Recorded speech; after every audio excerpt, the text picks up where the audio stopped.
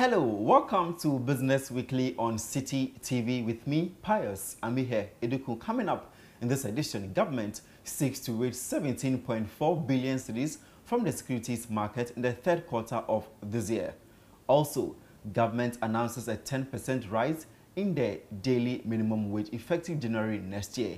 Details of these plus other top business stories making the week coming up in this edition. Don't go away.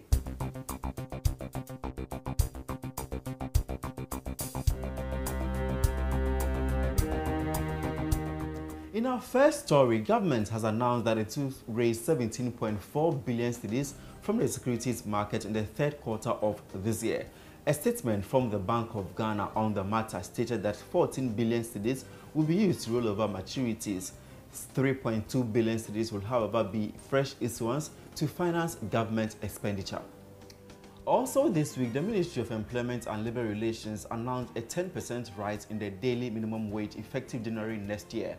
A statement from the Employment Ministry and copied to City Business News indicated that the daily minimum wage has risen from the current 8 cedis 80 pesos to 9 cedis 68 pesos starting January next year. According to the Labour Minister, Mr. Ignatius Bafo Iwa, the decision was taken by the National Tripartite Committee.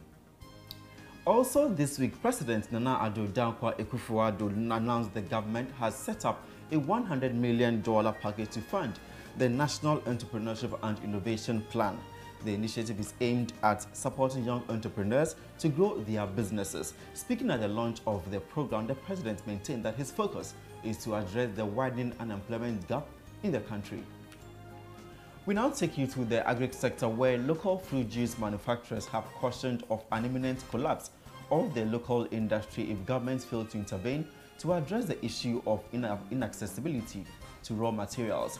According to the local processors, the underutilization of their capacities to meet rising demand is affecting them, and the country is also losing millions of dollars to import foreign products to augment the supply.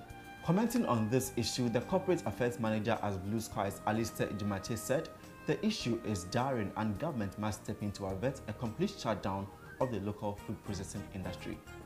Now, Ghana is likely to face a shortage of some foodstuffs should the heavy rains continue. According to the content manager at Isoko Ghana, Francis Danso Ejay, the phenomenon is likely to lead to excess of supply of some foodstuffs such as fruits and vegetables, while it will also be unfavorable for the cultivation of foodstuffs like root tuber and plantain. Mr. Danso Ejay, however, says the excess supply is going to go waste as a result of the inadequate storage facilities.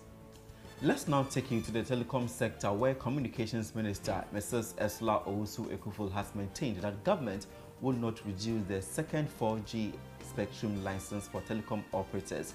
MTN, which purchased the first of the two licenses, did so at $67.5 million. The CEO of Vodafone Ghana, Yolanda Kuba, has appealed for the price to be reduced, but reacting to the issue, Mrs. Esla Owusu-Ekuful said the telcos must merge to be able to acquire the second license.